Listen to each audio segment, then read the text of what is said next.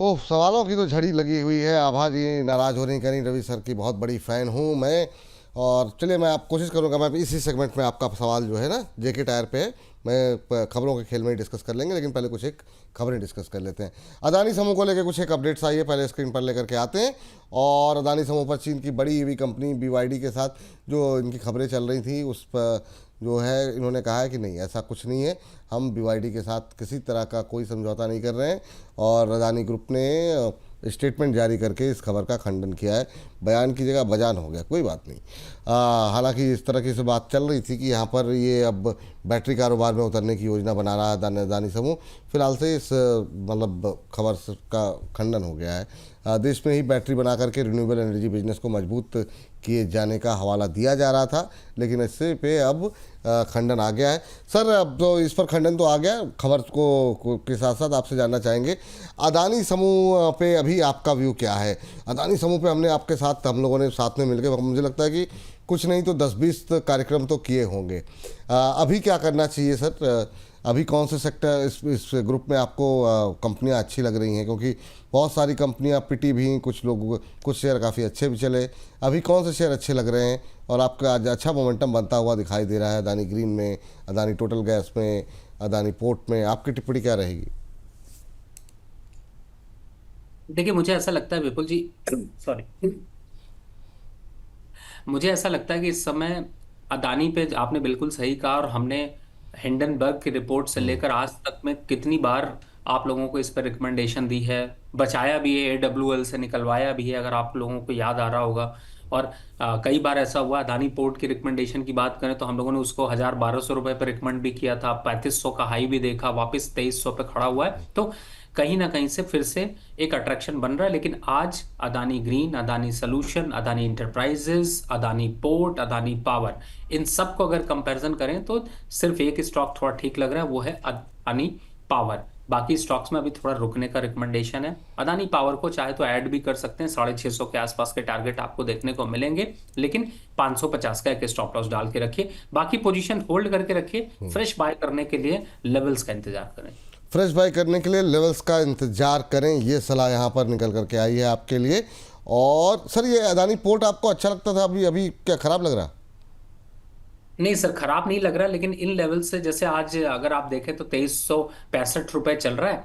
2220 और 2200 के आसपास के लेवल आ सकते हैं, तो मैं थोड़ा बहुत यहाँ पर करेक्शन की उम्मीद कर रहा हूँ। चलिए ठीक है, कोई बात नहीं, लेकिन ज़रा अगले काउंटर पे जाने से पहले ज़रा एक बार वरदाना लर्निंग एक बार फिर से दिखा दीजिए। 7.25% ऊपर हो गया है। अब अभी 255 का पहला टारगेट था, 249.50 का हाई जो है अभी लगाया। क्या सर, मतलब क्या करके मानेंगे? शानदार मूव यहाँ पर जो है वरदाना लर्निंग में आता हुआ यहाँ पर दिखाई दे रहा है, नए उच्चतम स्तर बनते हुए। ये देखिए, नए उच्चतम स्तर बनते हुए दिखाई दे रहे हैं यहाँ पर। 250 का भी हाई लगाया है, 249.50 का। तो अपने लक्ष्य के काफ़ी नज़दीक पहुँचता हुआ शानदार मूव यहाँ पर आता हुआ दिखाई दे रहा है। तो ये वो शक्ति है जो रवि जी के एनालिसिस की है, जो यहाँ पर परिलक्षित होती हुई दिखाई दे रही है शेयर के भाव पर।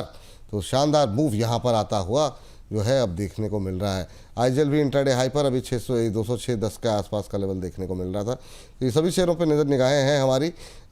तो देखिए ज़रा क्या शानदार मूव। चलिए आगे बढ़ते हैं, अगली कंपनी लेकर के आइए ज़रा। यहाँ पे और मुझे लग रहा है कि अभी मोमेंटम तेज़ी से बदलता हुआ दिखाई दे रहा है। अगली कंपनी जो है ज़रा स्क्रीन पर लेकर के आ जाइए, दिलीप बिल्डकॉन है। अच्छा, 3.25% के आसपास की तेज़ी यहाँ पर। आरबीएल बैंक के साथ कंपनी के जेवी को यहाँ पर 1503 करोड़ का ऑर्डर मिला हुआ है। यहाँ का जो मेट्रो का रेल प्रोजेक्ट है गुरुग्राम का, उसके लिए कंपनी ने सबसे छोटी बोली लगाई है और ये ऑर्डर कंपनी को मिल सकता है 2 महीने में। ये रेलवे कंस्ट्रक्शन का प्रोजेक्ट जो है वो जो है पूरा करना होगा। तो शानदार मूव देखने को मिल रहा है इस नए प्रोजेक्ट के बाद। 2.5% की रैली। सर, दिलीप बिल्डकॉन आज थोड़ा सा रियल एस्टेट तेज भी है, हालांकि 1 महीने में 6% का करेक्शन भी आ चुका है। क्या करेंगे दिलीप बिल्डकॉन में सर?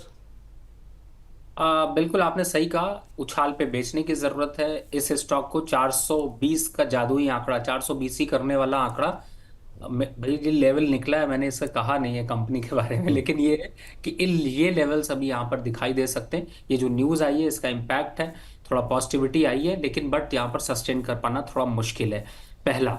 दूसरा पॉइंट, 460 के नीचे अगर जाएगा तो बहुत तेजी से 20 के लक्ष्य आपको देखने को मिल सकते हैं। तो ये जो बढ़त है, इस पे एक बार को निकलने की जरूरत है। इस बढ़त में एक बार जो है निकलने की आवश्यकता है।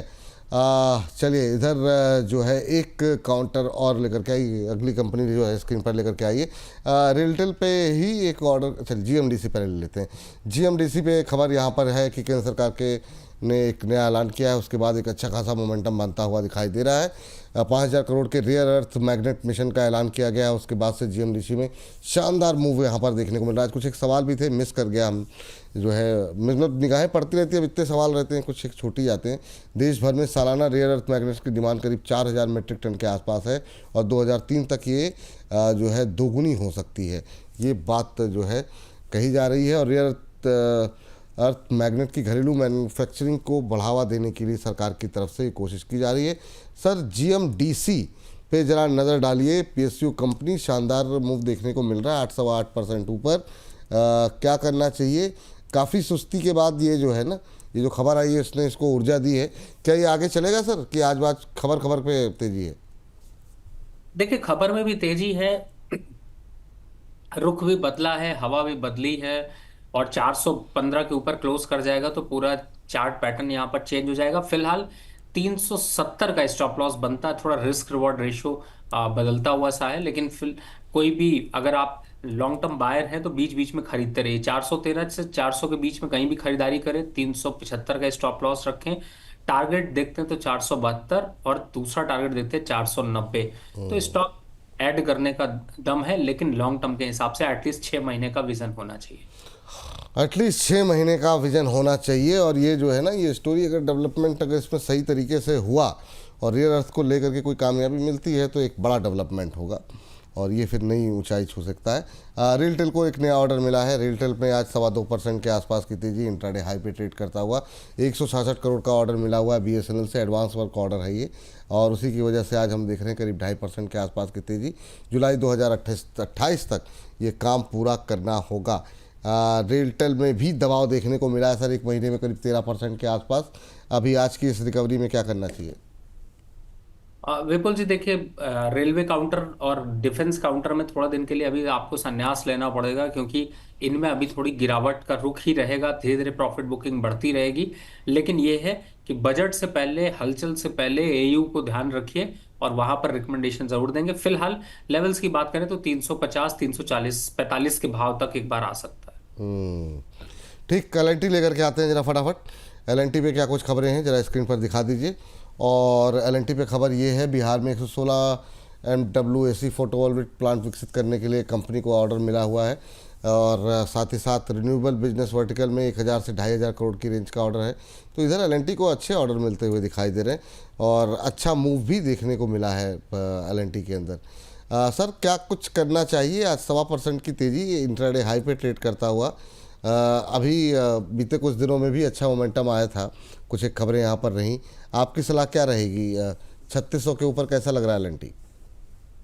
देखिए, फिलहाल तो मुझे ऐसा लग रहा है कि यहाँ पे एलएनटी एक बार को अपसाइड मोमेंटम में ही रहेगा। लॉन्ग टर्म के हिसाब से स्टॉक अच्छा है, 3800 से 3900 तक के भाव, और साल के हिसाब से देखें तो 4200 तक के भाव देखने को मिल सकते हैं। लेकिन स्टॉक पे एक डीप सपोर्ट के हिसाब से काम करें, लगभग 3350 के स्टॉप लॉस से आपको एक खरीदारी करनी चाहिए। लॉन्ग टर्म के हिसाब से अब काफी अच्छा है। जी। चलिए इस बीच जो है अगली कंपनी लेकर के आइए फटाफट। और ये जो है पीएनबी हाउसिंग। पीएनबी हाउसिंग में काफ़ी दर्द देखने को मिला सर, क्योंकि इसको लेकर के लोग उतने नेगेटिव थे नहीं, और उसकी वजह से जो है मतलब काफ़ी लोगों की पोजीशनिंग भी थी, बहुत लोगों को लग रहा था काफ़ी अच्छा करेगा। लेकिन ये जो रेजिग्नेशन हुआ और अब नई जिम्मेदारी जो है वो जतुल आनंद जी को दी गई है, आप कैसे देख रहे हैं सर? अब ये क्या अभी इसमें दर्द बाकी है और ज़्यादा? आज सुबह हरे निशान में खुला था, लेकिन उसके बाद से फिर से एक बार दबाव बढ़ता हुआ दिखाई दे रहा है। अभी और कितना दर्द बाकी है पीएनबी हाउसिंग फाइनेंस में? देखिए, दर्द तो बहुत ज्यादा बाकी है। 782 के स्टॉक चल रहा है और आने में अभी ये 700 रुपए से 680 रुपए तक आ सकता है। तो इतना दर्द आप अपना मत बढ़ाइए, ज्यादा अच्छा है एग्जिट कर जाइए। तो सर अभी क्या एग्जिट कर लें, लॉस बुक करें क्या? बिल्कुल लॉस बुक करना चाहिए, क्योंकि जब खबरें खराब हों तो हलचल में तूफान और बढ़ सकता है, तो मुझे लगता है यहाँ पर एग्जिट होना चाहिए। एग्जिट कर लीजिए, ठीक है। अब कुछ चीज़ों में आप कुछ नहीं कर सकते अब। पता नहीं क्या कुछ नया निकल करके आ जाए, तो ये भी समस्या रहती है जब कुछ इस तरह की बातें सामने आती हैं, रेजिग्नेशन वगैरह होते हैं। तो अगली कंपनी ज़रा फटाफट लेकर के आ जाइए। अगली कंपनी है टाटा इन्वेस्टमेंट। टाटा इन्वेस्टमेंट में आज अच्छी मजबूती देखने को मिल रही है। स्टॉक स्प्लिट को जो है वो मंजूरी दे दी गई है। 7,000 से ऊपर का शेयर है और 1:10 यानी एक शेयर 10 शेयरों में विभाजित हो जाएगा, इस पर मंजूरी मिल गई है। और स्टॉक स्प्लिट को मंजूरी मिलने के साथ ही 3.25%, 3.5% की तेज़ी जो है देखने को मिल रही है। इससे पहले कंपनी ने शेयर विभाजन का कोई ऐलान नहीं किया है। तो ये सर एक बड़ा ऐलान हुआ है। टाटा इन्वेस्टमेंट बड़ा भी हो गया था शेयर काफ़ी, जो है नतीजे आए, नतीजों के दौरान ही बोर्ड की मंजूरी यहाँ पर दी गई है। कैसे देख रहे हैं सर टाटा इन्वेस्टमेंट?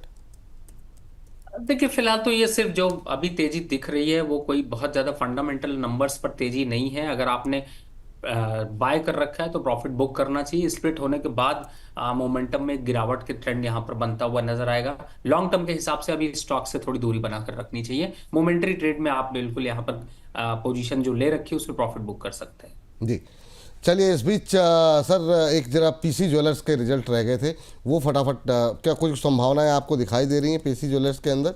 आज 1.25% के आसपास की गिरावट देखने को मिल रही है, इंट्राडे लो पे ही ट्रेड करता हुआ। छोटे शेयरों में लोगों की पोजीशन काफ़ी ज़्यादा होती है। बहुत लोग पूछ रहे थे सुबह से। 3% प्रॉफिट बढ़ा है मामूली। रेवेन्यू में 80% की ग्रोथ, EBITDA 147% बढ़ा, लेकिन शेयर बुरी तरह पिटा। नहीं, शेयर देखिए पिटना ही था जब बिना फंडामेंटल के शेयर उछाल सिर्फ एक वोलेटिलिटी ट्रेड पे चल रहे होते हैं, तो ऐसे हालात देखने को मिलते हैं। सबको ये रिकमेंडेशन है कि जो लोग फंसे नहीं है वो फंसने की तैयारी ना करें, दूरी बनाकर रख लें। जितनी ज्यादा दूरी बनाएंगे ज्यादा अच्छा होगा। सर एक हमारी दर्शक थी, जाते जाते मैं चाहूँगा कि ज़रा जेके टायर पे आपका व्यू अगर हो जाए, कि क्या करना चाहिए। आपकी बड़ी फ़ैन थी, आभा जी थी शायद। उनका सवाल मेरे आंखों के सामने मैंने रोक के रखा हुआ था, लेकिन वो निकल गया। लेकिन जेके टायर, अब उनका भाव तो ढूंढना पड़ेगा, लेकिन क्या करना चाहिए? आभा जी की क्या सलाह रहेगी? देखिए, 320 के स्टॉप लॉस से पोजीशन को होल्ड करके रखिए, घबराने की कोई जरूरत नहीं है। थोड़ा सा क्रूड ऑयल के प्राइसेस अगर कम होते हैं तो वापस से तेजी का दौर बन सकता है। ठीक। सवालों की बहुत ज़्यादा झड़ी लगी हुई है, माफ़ी चाहेंगे तमाम दर्शकों से। तमाम कोशिशों के बावजूद हम कोशिश करते हैं कि ले लें, और समय भी थोड़ा ज़्यादा हो गया, तो आज के लिए माफ़ी चाहेंगे। और कोशिश करेंगे कि जो है बुधवार को जब रवि जी आएँ तो आपके बाकी सवालों का बिल्कुल हम कोशिश करेंगे लेने की। सर कोई डिस्क्लोज़र आपकी तरफ से जाते जाते, और कोई रिकमेंडेशन है क्या? और रिकमेंडेशन तो वैसे बहुत है, लेकिन टाइम वक्त ने आज जो है वो साथ देना थोड़ा कम कर दिया है। तो मेरे ख्याल से बीटीएससी ट्रेड में भी आप आईजीएल को लेके जाइए, कोई घबराने की जरूरत नहीं है। और जिन भी स्टॉक से मैंने चर्चा करी उसमें मेरी पर्सनल पोजीशन ही क्लाइंटों का ऐसा सजेशन गया हुआ है। बहुत बहुत शुक्रिया, बहुत बहुत धन्यवाद आपका आज की चर्चा में जुड़ने के लिए, अपना महत्वपूर्ण समय देने के लिए।